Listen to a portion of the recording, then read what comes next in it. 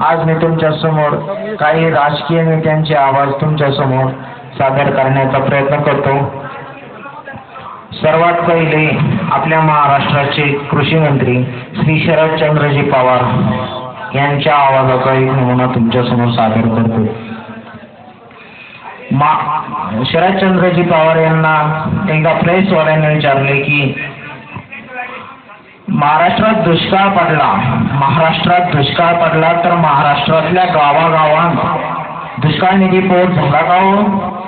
त्यावर शरदचंद्र पवारजी म्हणाले अशा प्रकारे,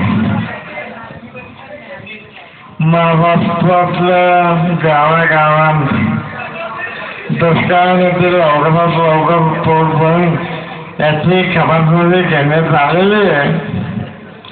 तरी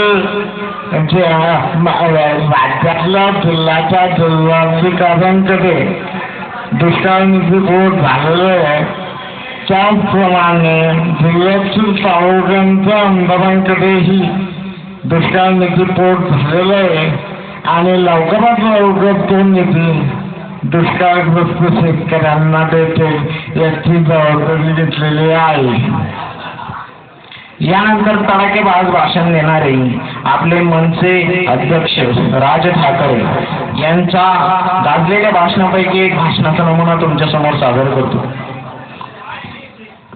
ज्या वेळेला मी पक्षाचा विचार करत होतो त्यावेळेस माझ्या मनात पहिला विचार आला की माझ्या पक्षामुळे जो कार्यकर्ता काम करेल त्याच्या घरी त्याची आई, त्याचे वडील, त्याचा भाऊ, त्याची बहीण यांच्या चेहऱ्यावरती एक प्रकारचा हसू असला पाहिजे की महाराष्ट्र आपल्याकडे फुकट गेलेला आहे म्हणतो माझा। यानंतर भारताचे माजी प्रधानमंत्री श्री अटल बिहारी वाजपेयी यांच्या आवाजाचा नमुना तुमच्या समोर सादर करतो।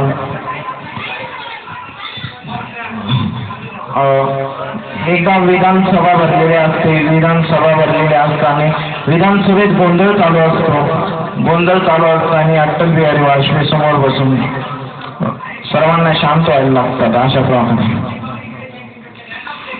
सभी सभासदों को निवेदन है कि आप सब यह शांति का पालन करें और कृपया शांति बनाए रखें।